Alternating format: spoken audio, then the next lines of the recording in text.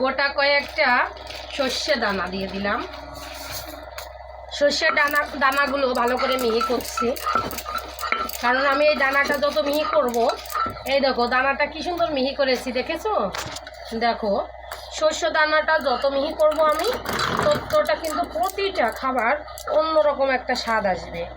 এই দেখো আমি এটা কি করেছিলাম আজকে, এটা হচ্ছে শুকনো লঙ্কা সিদ্ধ করে নিয়ে শুকায় নিয়েছি।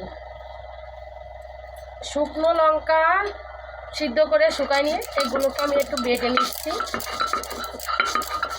সুন্দর করে বেটে নিচ্ছি। দেখো বাটাটা একটু দেখো তোমরা সবাই, কারণ এটা আমি যেটা করতে যাচ্ছি সেটা আসলে একটা অন্যরকম একটা টেস্টি খাবার।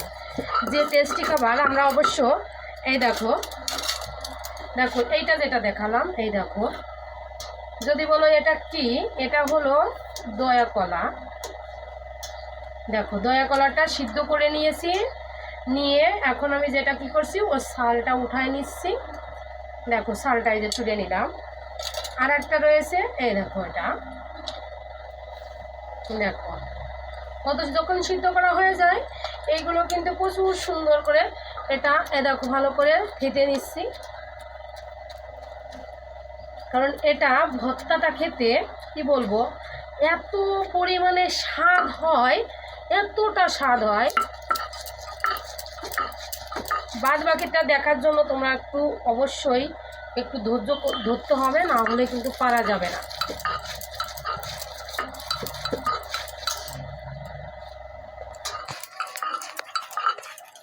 এখানে আমি কিন্তু হালকা পরিমাণে মরিচটা দিয়েছিলাম। তেল নিয়ে আসো, একটু লবণের এটা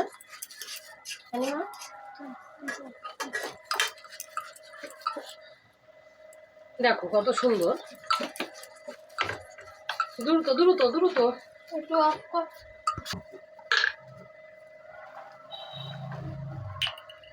দেখো এটা দেখো কত সুন্দর হয়েছে, সেটা দেখো ওটা নড়াচড়া করতে হবে, দেখছো?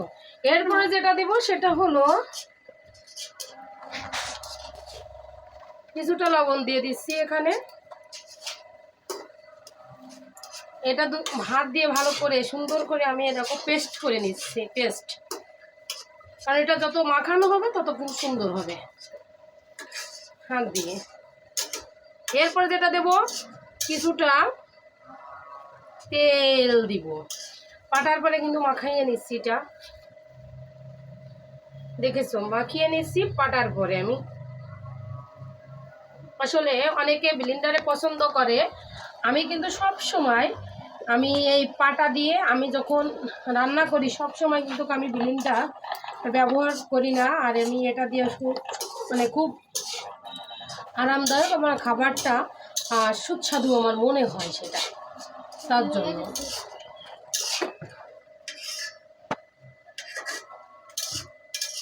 দেখো এপাশে দেখো নুডলস হচ্ছে আমাদের, এপাশে নুডলস হচ্ছে, বিকালের নাস্তাটা আমি করতে হবে, এই জন্য এখানে আর একটু পরিমাণে আমি এটা অ্যাড করব, সেটা হলো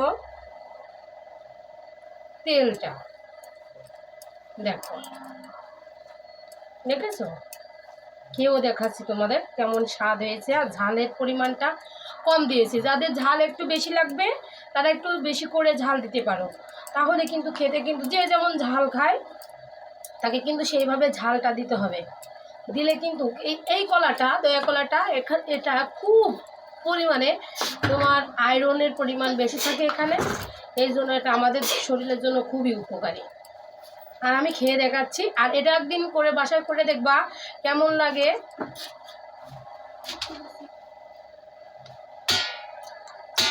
আমি তো বসে বসে সব খেতে পারি।